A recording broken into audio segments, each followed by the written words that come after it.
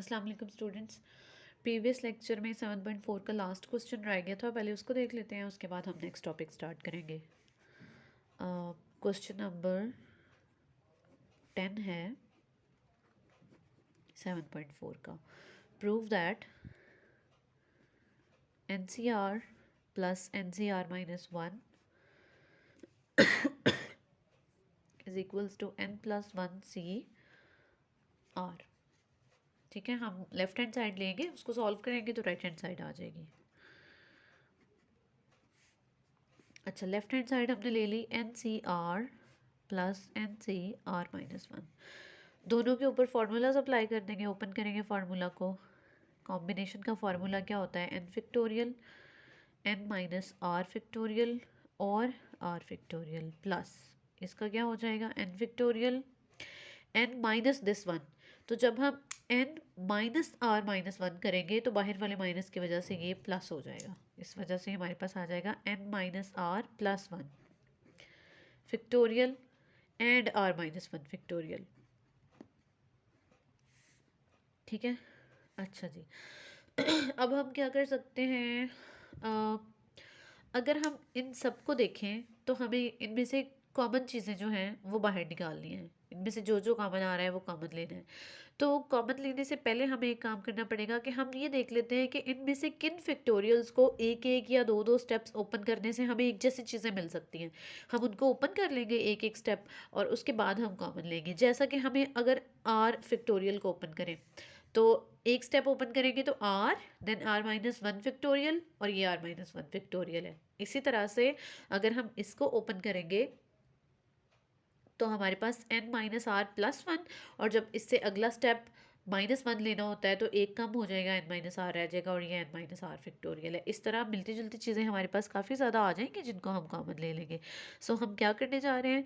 ये n minus r factorial as it is और इस वाले r फैक्टोरियल को एक स्टेप ओपन कर लें, r then r minus 1 factorial stop कर दें plus n factorial n minus r plus 1 एक स्टेप, अगले स्टेप पे स्टॉप लगा दें, n माइनस आर, सॉरी ये n है, n minus r factorial stop कर दिया। एक स्टेप पीछे जाना होता है ना, एक स्टेप पीछे जाना होता है तो हमने एक नंबर पीछे जाना होता है, तो ये एक नंबर और ये उससे पीछे जाएंगे तो 1 माइनस होके n माइनस आर रह जाएगा। इसी तरह ये एज इट इज़। और अब देखें, अब हमारे पास क्या क्या कॉमन है। हमारे पास n फैक्टोरियल न्यूमरेटर में कॉमन है और डिनोमिनेटर में इन दोनों में से n minus r factorial common है और n आर माइनस 1 कॉमन है, आर माइनस 1 फैक्टोरियल कॉमन है। बाकी हमारे पास क्या बच गया? यहाँ पे 1 रह गया, यहाँ पे n माइनस आर फैक्टोरियल भी जा चुका है, आर माइनस 1 फैक्टोरियल भी कॉमन जा चुका है, सिर्फ r रह गया। इसी तरह यहाँ पे 1 रह गया और इधर से n माइनस आर फैक्टोरियल भी कॉमन जा चुका है, आर माइनस 1 फैक्टोरियल भी कॉमन जा चुका है, n माइनस आर प्लस 1 रह गया। ठीक है, अब ब्रैकेट के अंदर वाली वैल्यूज़ का हम एलसीएम ले लेंगे।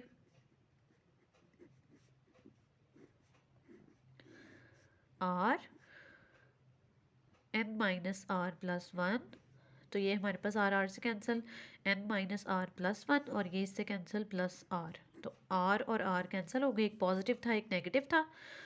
n factorial n minus r factorial r minus 1 factorial n plus 1 r n minus r plus 1। ठीक है जी। अच्छा, अब मज़ीद हम ये करेंगे कि इन सबको आपस में मल्टीप्लाई कर देंगे। इन सबको जब आपस में मल्टीप्लाई करेंगे तो ये वाला n प्लस 1 इस वाले n फैक्टोरियल से आके मल्टीप्लाई होगा, n plus 1 multiply by n factorial. ठीक है, इसी तरह से इस r को हम कंबाइन करेंगे इस r माइनस 1 फैक्टोरियल के साथ। ठीक है, r multiply by r minus 1 factorial और इस वैल्यू को n माइनस आर प्लस 1 को हम कंबाइन करेंगे इसके साथ। ये तो पहले भी हमने ओपन किया था ना, अब इसको क्लोज कर रहे हैं। बेसिकली हमने इन सबको क्लोज करना है, इस तरह का काम हम पहले कर चुके हैं। ठीक है, परम्यूटेशन में हम कर चुके हैं इस तरह का काम। ये हमने इन दोनों को लैदा से और इन दोनों को लैदा से कंबाइन कर लिया। अब आप देखिए कि ये n प्लस 1 है और उसके बाद ये n फैक्टोरियल है, तो क्या बन गया? n प्लस 1 का फैक्टोरियल बन गया। क्लोज कर दिया ना इनको। इसी तरह से ये इतना आर का फैक्टोरियल बन गया, क्योंकि आर की फैक्टोरियल को अगर ओपन करें तो r r minus one factorial वही चीज़ बनती है, और ये n minus r plus one का फैक्टोरियल बन गया। अब अगर हम इसको थोड़ा सा अरेंज कर लें तो अरेंजमेंट इसकी क्या हो जाएगी, n plus one factorial n plus one minus r, बस मैंने आगे पीछे दो वैल्यूज़ को किया है यहाँ पे, और आर फैक्टोरियल। तो ये किसका फार्मूला बन रहा है, ये n plus one C r का बन रहा है, n plus one factorial n plus one minus r और आर। तो ये हमारी राइट हैंड साइड है, यही हमने प्रूव करना था। ठीक है, तो 7.4 का लास्ट क्वेश्चन भी प्रूव हो चुका है। अब हम आते हैं नेक्स्ट टॉपिक पे, जो कि है प्रोबेबिलिटी। अच्छा जी, हमारा नेक्स्ट टॉपिक है प्रोबेबिलिटी। प्रोबेबिलिटी बहुत इंपॉर्टेंट टॉपिक है। ये बेसिकली कहते हैं किसी भी चीज़ के रूनुमा होने के चांस को, यानी कि सिंपली हम ये कह सकते हैं कि कोई चीज़ कोई इवेंट या कुछ भी होने का कितना चांस है, चांस ऑफ अकरेंस। अकर कहते हैं कोई चीज़ रूनुमा होना। तो प्रोबेबिलिटी के उसको सिंपली अगर समझने के लिए हम इसकी डेफिनेशन देंगे तो हम सिंपल इतना सा कह सकते हैं कि चांस ऑफ अकरेंस होता है प्रोबेबिलिटी, एक चीज़ के होने का कितना चांस है। ठीक है, यहाँ कुछ एग्जांपल्स दी हुई हैं, उनको डिस्कस कर लेते हैं। We live in an uncertain world where very many events can not be predicted with complete certainty. हम एक ऐसी गैर यकीनी दुनिया में रहते हैं जहाँ पे बहुत से इवेंट्स के बारे में सर्टेनिटी के साथ यकीनी तौर पे कुछ भी प्रिडिक्ट नहीं किया जा सकता कि ये होगा या नहीं होगा। In a cloudy weather we can not be sure whether it will or will not rain. Cloudy weather में, क्लाउडी मौसम में हम इतना श्योर नहीं होते, यकीन नहीं होते आया कि बारिश होगी या नहीं होगी। However we can say that there is one chance out of two that the rain will fall. तो हम ये ज़रूर कह सकते हैं कि दो में से एक चांस है कि बारिश होगी, यानी कि चांस है कि बारिश होगी। ठीक है, हम सर्टेन नहीं है, हम श्योर नहीं है, लेकिन हम कह देते हैं कि दो में से एक चांस है कि बारिश होगी। There are 6 theorems on circle, out of which one theorem is asked in the secondary school examination. Evidently, there is one chance out of 6 that a particular theorem will be asked in the examination. देखिए, हमें इतना तो पता है कि हमारे पास जो है वो टोटल 6 थेरम्स हैं। ठीक है, और हमें इतना पता है कि ये 6 थेरम्स हमारे सिलेबस का हिस्सा हैं। अब इन 6 थेरम्स में से एक ज़रूर पेपर में आना है, कि इन 6 थ्योरम्स में से एक लाजमी पेपर में आना है, हमें इतना पता है, क्योंकि वो 6 के 6 थ्योरम्स सिलेबस का हिस्सा हैं। तो हम ये कहते हैं कि उनमें से कौन सा एक आना है वो तो हमें नहीं पता ना, तो हम ये कहते हैं, इतना हमें पता है कि लाजमी आना है, उन 6 थ्योरम्स में से एक पेपर में आना ही आना है। तो हम कहते हैं कि वन चांस आउट ऑफ 6, 6 में से एक चांस है कि पेपर में वो कोई थ्योरम इनमें से आना है, यानी कि उन 6 में से एक आएगा। इसी तरह ये आगे दिया हुआ है, इसको आप पढ़ के देख लीजिएगा। Probability is the numerical evaluation of a chance. Chance को न्यूमेरिकली इवैल्यूएट करने को प्रोबेबिलिटी कहते हैं। किसी भी चीज़ का chance that a particular event would अकर, कि कोई ख़ास इवेंट अकर होगा, इसके इवेंट के अकर होने के चांस को जब हम न्यूमेरिकली इवैल्यूएट करते हैं, उस चीज़ को नंबर्स में ले जाते हैं, नंबर्स में हम उसको सॉल्व करते हैं, किसी भी चीज़ के होने के चांस को, तो हम उसको प्रोबेबिलिटी कहते हैं। प्रोबेबिलिटी की डेफिनेशन इंपॉर्टेंट है और ये बड़ी अच्छी डेफिनेशन है, सिंपल सी, इसको आप देख लें, इसको याद कर लीजिएगा। अच्छा, इसमें कुछ चीज़ें यूज़ होती हैं जिनको हम देख लेते हैं। फर्स्ट ऑफ ऑल है sample space and events. Sample space क्या होती है? The set S, capital S, consisting of all possible outcomes of a given experiment is called the sample space. अगर हम एक एक्सपेरिमेंट करते हैं और उस एक्सपेरिमेंट के आउटकम्स यानी कि उसके रिजल्ट्स, जितने पॉसिबल रिजल्ट्स हैं, उन सब का एक सेट बना लेते हैं, तो हम उस सेट को सैम्पल स्पेस कहते हैं। जैसा कि ये थ्योरम्स वाली बात थी ना, तो इसमें टोटल 6 थ्योरम्स थे, तो 6 हमारी सैम्पल स्पेस है। अगर हम एक एक्सपेरिमेंट कर रहे हैं, उसके टोटल जितने भी आउटकम्स हैं उन सबको हम, उन सबके सेट को सैम्पल स्पेस कहते हैं। और उनमें से एक ख़ास इवेंट जो हमने लेना है, जो हमें रिक्वायर्ड है, जो स्टेटमेंट में हमें दिया गया है, अ पर्टिकुलर आउटकम, उन सारे टोटल आउटकम्स में से एक ख़ास outcome is called an event, उसको हम इवेंट कहते हैं, and usually denoted by E. An event E is a subset of the sample space S. Obviously E जो है वो एस का सबसेट ही होगा, क्योंकि इवेंट ई सैम्पल स्पेस में से ही निकला है। ठीक है, अच्छा, ये दोनों इंपॉर्टेंट एग्जाम्पल्स हैं, इनको देख लें। In tossing a fair coin, एक फेयर कॉइन को टॉस करें अगर, the possible outcomes are head और टेल। तो पॉसिबल आउटकम्स कितने हो सकते हैं एक कॉइन को टॉस करने के? हेड या टेल, दो ही पॉसिबल आउटकम्स हो सकते हैं, दो के अलावा कोई आउटकम नहीं हो सकता। तो हेड और टेल दोनों को कैपिटल एस लिखा, एच और टी, हेड और टेल, और उनको एक ब्रैकेट में रखवा दिया, तो ये हमारा जो इतना सेट बन चुका है ये है हमारी सैंपल स्पेस। ठीक है, और एन ऑफ एस यानी कि number of sample space, sample space के अंदर कितनी तादाद है वो है 2, 1 2। ठीक है, in rolling a die the possible outcomes are 1 dot, 2 dots, 3 dots, 4 dots, 5 dots, 6 dots on the top. एक डाई को रोल करें अगर, तो हमें पता है कि टॉप पे या तो 1 आ सकता है, या 2 आ सकता है, या 3 या 4 या 5 या 6। ठीक है, डाई को रोल करते हुए टॉप पे 6 आ सकते हैं नंबर्स। तो हमने उन सब की सारे पॉसिबल आउटकम्स लिए, उनको एक ब्रैकेट में रखा, और वो हमारा एस है, वो हमारी सैंपल स्पेस है। यानी कि पॉसिबल आउटकम्स, किसी भी एक्सपेरिमेंट के नतीजे में आने वाले पॉसिबल आउटकम्स हमारी सैंपल स्पेस होते हैं। और अगर हम यू एन ऑफ एस लिखें तो उसका मतलब होता है कि सैंपल स्पेस में कितनी तादाद है, तो वो हमारे पास 6 है। To get an event that number 2, 4 or 6 is such an event is written as, अगर हमें एक इवेंट लेना है जिसमें हमें 2, 4 और 6 रखवाने हैं कि टॉप पे क्या आए, 2 आए या 4 आए या 6 आए, तो हमने इवेंट ई उसका नाम रखा, उसमें 2, 4, 6 रखवा दिया। एन ऑफ ई यानी कि नंबर ऑफ ई, तादाद ई में कितनी है वो 3 है। इस तरीके से हमने इवेंट लिख लिया। ठीक है, अच्छा, इसके बाद म्यूचुअली एक्सक्लूसिव इवेंट्स क्या हैं? If a sample space S 1 3 5 7 9 and an event A 1 3 5, sample space ये 1 से लेके 9 तक के ऑड नंबर्स हैं, और इसी में से इवेंट निकाला गया है जिसमें 1 3 5 है, and other event B is 9, then A and B are disjoint sets and they are said to be mutually exclusive. A और बी डिसजॉइंट हैं। डिसजॉइंट क्या चीज़ है ये हम चैप्टर 2 में पढ़ चुके हैं। चैप्टर 2 में हमें पता था, हमने देखा था कि डिसजॉइंट उन सेट्स को कहा जाता है जिनमें कुछ भी कॉमन नहीं होता, वो दोनों एक दूसरे से टोटल डिफरेंट होते हैं, तो वो डिसजॉइंट होते हैं। तो डिसजॉइंट सेट्स जो हैं वो हमारे पास म्यूचुअली एक्सक्लूसिव इवेंट्स होंगे। In tossing a coin the sample space is H T, head or tail. Now if event A में एच रखवा दिया जाए और इवेंट बी में टेल रखवा दिया जाए, इवेंट ए में हेड इवेंट बी में टेल, तो ए और बी जो है वो म्यूचुअली एक्सक्लूसिव हैं। जिन दोनों में कुछ कॉमन नहीं है वो दोनों डिसजॉइंट हैं, वो म्यूचुअली एक्सक्लूसिव हैं। Equally likely, equally likely we know that if a fair coin is tossed, the chance of head appearing on the top is the same as the tail. जितने chance head के आने के हैं उतने ही chance tell के आने के हैं। We say that these two events are appearing, these two events are equally likely.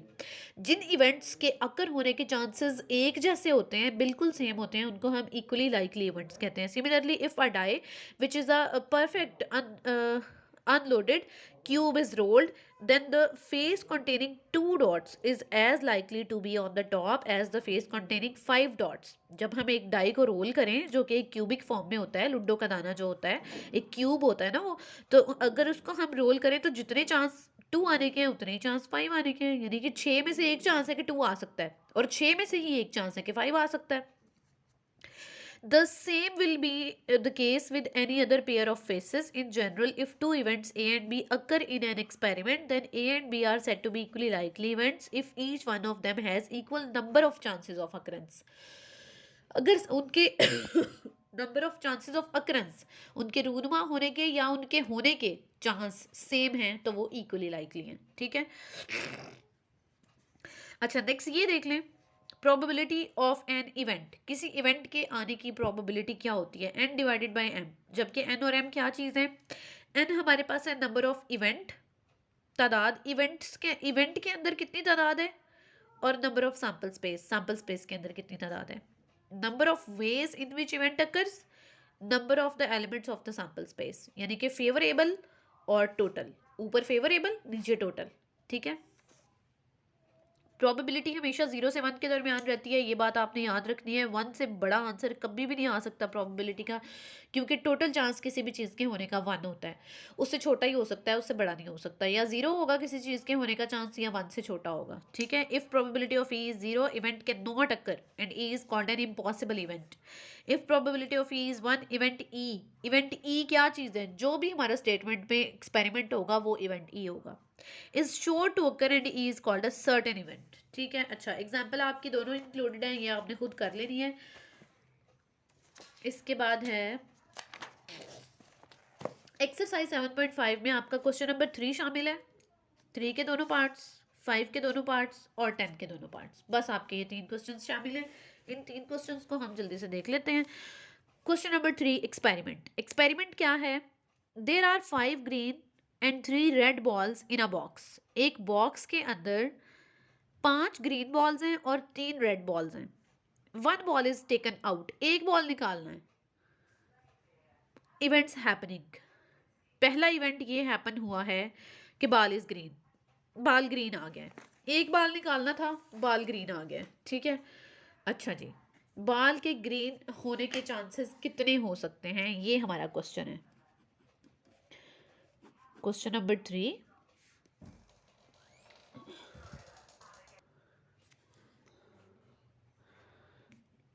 number of green balls,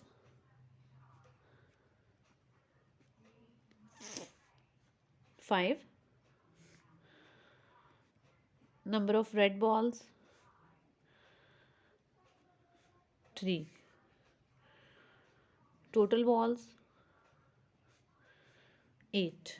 ठीक है, अच्छा हमारा एक्सपेरिमेंट क्या है कि जो बाल हमने पिक करना है वो रेड होना चाहिए। ठीक है, फर्स्ट पार्ट ये है।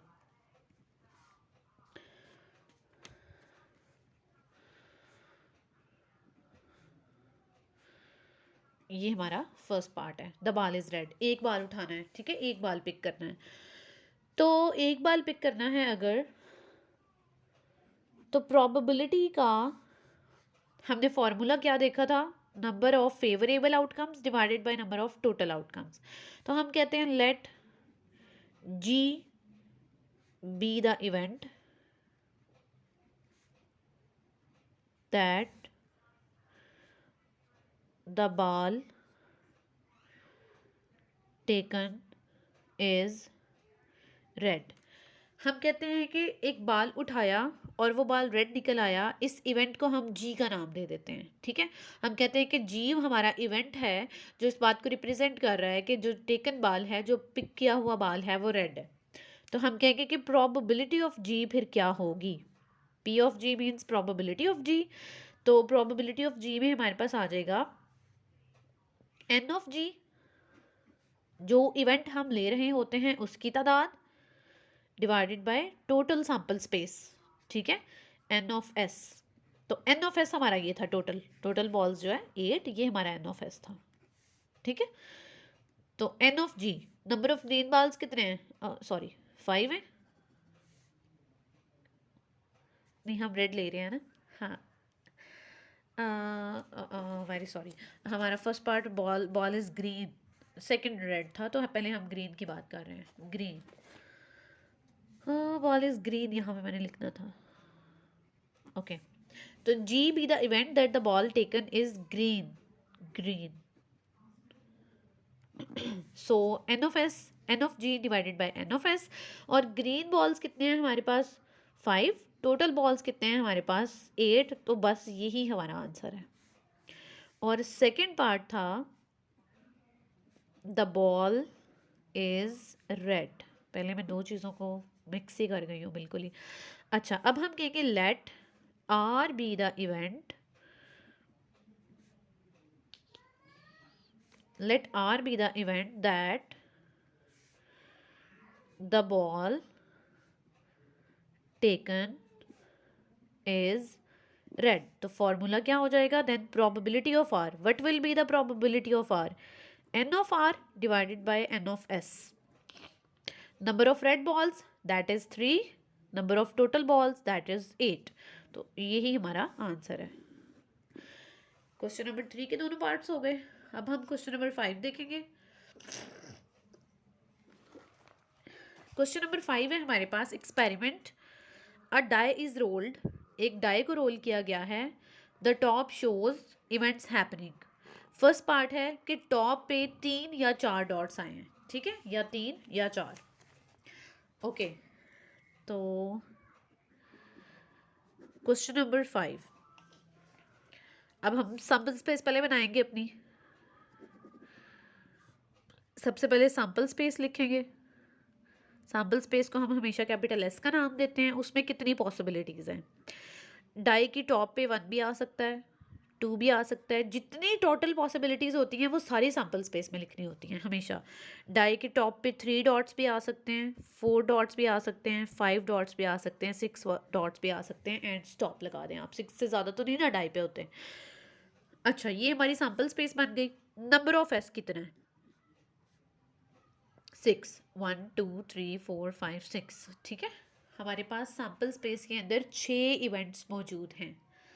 उन इवेंट्स की तादाद 6 है। अच्छा, अब हमारा जो इवेंट है वो है 3 और 4 डॉट्स के आने की प्रोबेबिलिटी हमें चाहिए।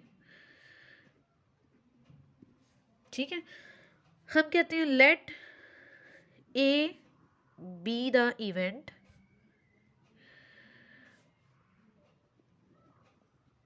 रिप्रेजेंट 3 और 4 डॉट्स। हम उस इवेंट का नाम ए रख लेते हैं जो 3 या 4 के आने की चांस को रिप्रेजेंट कर रहा है। तो ए के अंदर फिर हमारे पास क्या क्या मौजूद होगा? 3 भी मौजूद होगा और 4 भी मौजूद होगा। बस यही 2 चीज़ें मौजूद होगी क्योंकि इन्हीं 2 के आने की प्रोबेबिलिटी पूछी गई है। तो एन ऑफ ए क्या हो जाएगा? 2, क्योंकि ए के अंदर हमारे पास 2 तरह के इवेंट्स मौजूद हैं। तो प्रोबेबिलिटी ऑफ ए क्या हो जाएगा? ए के अकर होने के chances, that is n of A divided by n of S. A की तादाद, एस की तादाद 1/3, ये हमारा आंसर है। और दूसरा पार्ट इसका क्या है?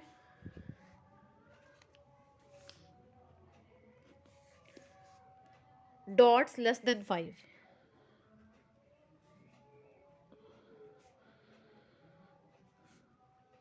5 से छोटे, 5 या 5 से छोटे नहीं, उन्होंने कहा 5 से छोटे बस। तो हम इस इवेंट का कोई भी नाम रखवा सकते हैं अपनी मर्जी से और उसमें हमने 5 से छोटे डॉट्स डाल देने हैं। Let B the events, let B the event represents less than 5 dots. तो बी के अंदर हमारे पास फिर क्या पॉसिबिलिटीज़ आ जाएंगी? 1 भी हो सकता है, 2 भी हो सकता है, 3 भी हो सकता है और 4 भी हो सकता है। बस ये वाले ही लेस देन 5 हैं। तो हमारे पास एन ऑफ बी क्या हो जाएगा? हमारे पास बी के अंदर 4 तरह के इवेंट्स मौजूद हैं। तो एन ऑफ बी हमारे पास हो जाएगा 4। प्रोबेबिलिटी ऑफ बी क्या हो जाएगा? N of B divided by n of S. N of B हमारे पास 4 है, एन ऑफ एस हमारे पास 6 था। तो हमारे पास 2/3 आंसर आ गया। लास्ट क्वेश्चन देख लें, क्वेश्चन नंबर 10। क्वेश्चन नंबर 10 में एक्सपेरिमेंट है हमारे पास। A coin is tossed 4 times. एक कॉइन को 4 टाइम्स टॉस किया गया है। The top shows all heads या फिर 2 हेड्स 2 टेल्स। तो अच्छा, अगर एक कॉइन को 1 टाइम टॉस किया जाए तो 1 टाइम टॉस करने के लिए हमारे पास सैम्पल स्पेस तो बड़ी सिंपल होती है, या हेड आ सकता है या टेल आ सकता है, बस ये सैम्पल स्पेस होती है। अगर एक कॉइन को 2 टाइम्स टॉस किया जाए तो सैम्पल स्पेस क्या होती है? अच्छा देखिए, एक कॉइन को 2 टाइम्स टॉस किया गया है। एक कॉइन को 2 दफ़ा टॉस कर लें या 2 कॉइन्स इकट्ठे पकड़े और उन्हें 1 दफ़ा टॉस कर लें, एक ही बात है। तो एक कॉइन को 2 टाइम्स टॉस किया जाए तो हमारे पास दोनों पे हेड आ सकता है, एक पे हेड एक पे टेल आ सकता है, पहले पे हेड दूसरे पे टेल, या फिर पहले पे टेल दूसरे पे हेड आ सकता है, दोनों पे टेल आ सकता है। इसके अलावा कोई पॉसिबिलिटी नहीं होती। अच्छा, अब एक कॉइन को टॉस करना और 2 कॉइन को टॉस करना, ये सैम्पल स्पेस बनानी तो बहुत ईजी है। 3 या 4 दफ़ा कॉइन को टॉस करने में सैम्पल स्पेस जो है वो काफ़ी वो लेंथी भी होगी, ट्रिकी भी होगी, और ये भी होगा कि आपको इवेंट मिस ना कर दें। जितने इवेंट्स पॉसिबल हैं वो सारे लिखें। तो हम रफली पहले उसको बनाते हैं। हम देखते हैं कि 4 दफ़ा कॉइन को टॉस करने से हमारे पास जो है वो कितने इवेंट्स बन सकते हैं। अच्छा जी, सबसे पहले ये होगा कि चारों पे हेड आएगा, ठीक है, और उसमें होता ये है कि आपका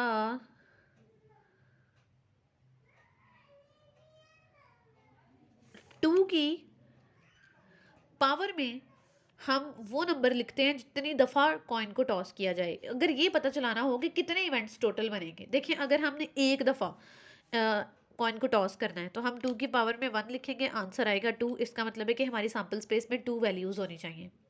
अगर हम कॉइन को टू टाइम्स टॉस करना चाह रहे हैं तो हम टू की पावर में टू लिखेंगे, जितने टाइम्स टॉस करना है वो पावर में आएगा। फोर आंसर आएगा। इसका मतलब है कि दो दफ़ा टॉस करने के लिए चार टोटल सैम्पल स्पेसेस होनी चाहिए।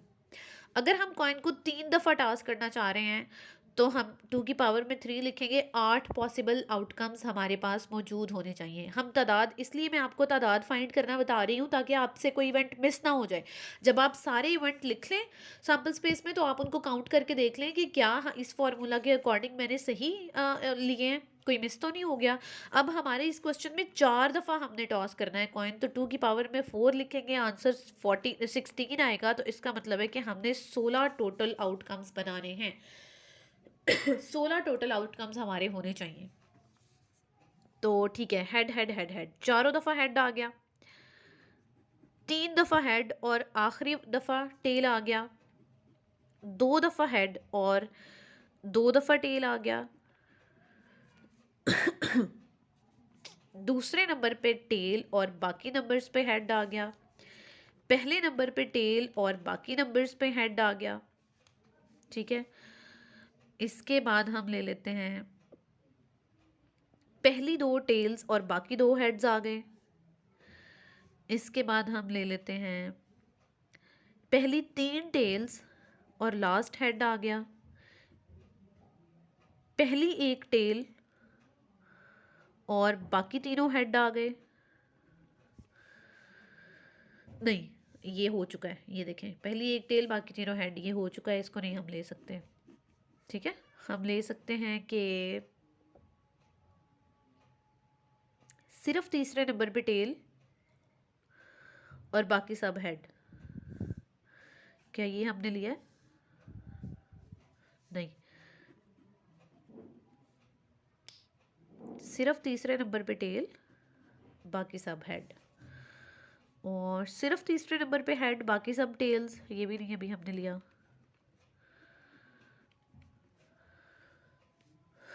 और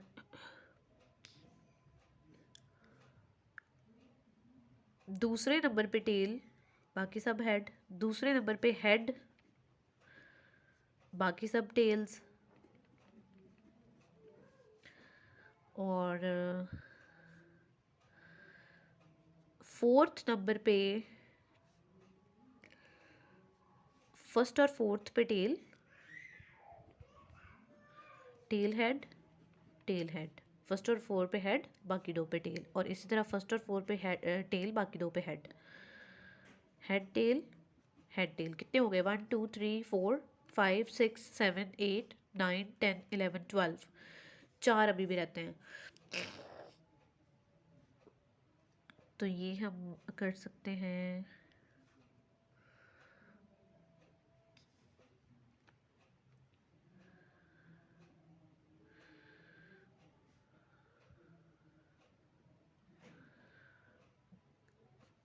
यहाँ पे भी एक मिस्टेक हुई है,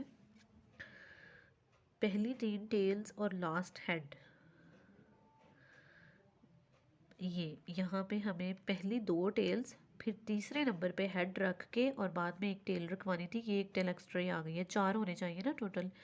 पहली दो टेल्स फिर तीसरा हेड और फिर इसी तरह यहाँ पे भी पहली एक टेल दूसरे नंबर पे हेड और फिर दो टेल्स, ये इसको भी हम नीट भी करेंगे। ठीक है, इसके बाद हमारे पास एक तो आ जाएगा कि चारों ही टेल हो गई, ये भी आ जाएगा। और फिर हमारे पास आएगा कि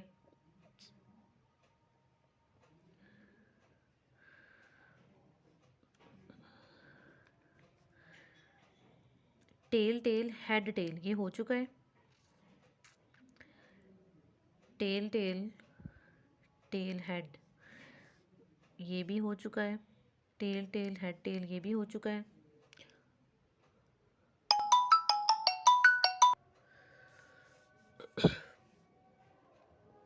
अच्छा, tail head head tail, head tail tail head, head tail tail tail, tail head, head tail, ये सारी खैर पॉसिबिलिटीज़ हमारे पास आ चुकी हैं। 1 2 3 4 5 6 7 8 9 10 11 12 13 14 15 16। अब हम इसको नीट करके अपने क्वेश्चन में लिखेंगे। ठीक है, हमारी सैम्पल स्पेस जो है वो है head head head head, head head head tail, head head tail tail, head tail, head head, tail head, head head, tail tail, head head, tail tail tail head, head head, tail head, tail tail,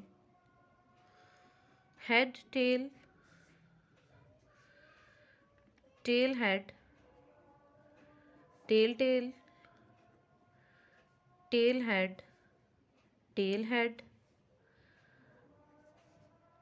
head tail, head tell,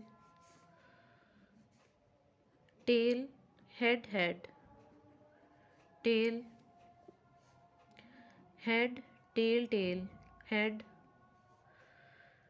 and head tail tail tail, and tail tail tail tell.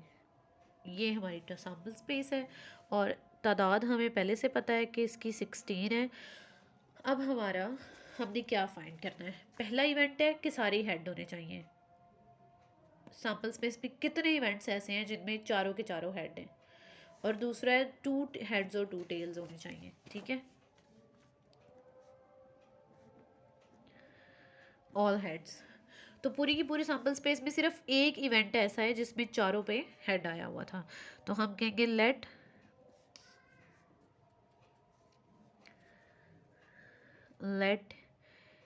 E1 represent the event that all heads appear, all heads appeared। तो E1 के अंदर हमारे पास जो event है वो आएगा ये वाला। तादाद कितनी है? सिर्फ एक इवेंट ऐसा था जिसमें सारे हेड्स थे। तो प्रोबेबिलिटी ऑफ E1 कितनी हो जाएगी? E1 मैंने इसलिए कह दिया कि दूसरे को E2 कह देंगे। आप कुछ भी कह लें, जैसे मैंने प्रीवियस क्वेश्चन में A और B कहा था, कुछ भी कह सकते हैं। तो N of E1 N of S 1/16। Second है हमारे पास 2 heads 2 tails।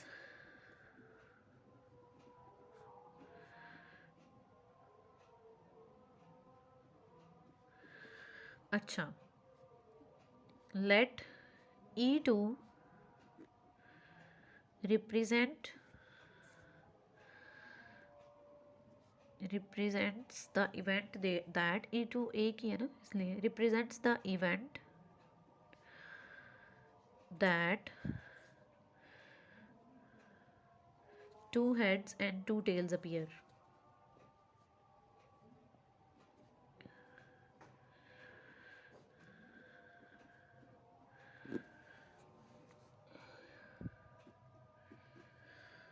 तो E2 में हमारे पास कितने इवेंट्स आ जाएंगे? 2 हेड 2 टेल, एक ये हेड हेड टेल टेल, एक ये टेल टेल हेड हेड, एक ये हो जाएगा हेड हेड टेल टेल, एक ये हो जाएगा हेड टेल, एक ये हो जाएगा टेल हेड टेल हेड। और बस यही इतने इवेंट्स हैं जिनमें 2 हेड और 2 टेल्स हैं। 2 हेड 2 टेल, 2 टेल 2 हेड, इसी तरह ये टेल हेड टेल, और इस तरह से ये। तो ये हमारे पास टोटल 1 2 3 4 5 6 हैं। हम पहले इनको लिख लेते हैं एक दफ़ा। इवेंट के अंदर हेड टेल टेल पहला, दूसरा टेल टेल हेड हेड, तीसरा टेल हेड टेल हेड, चौथा हेड टेल, पांचवा टेल हेड टेल, छठा हेड टेल टेल हेड। ये हमारे इवेंट्स हैं, ठीक है। तादाद कितनी है N of E2, next page में जाने की बजाय हम इधर ही इसको ख़त्म करते हैं। 6 probability of E2, number of E2, number of sample space.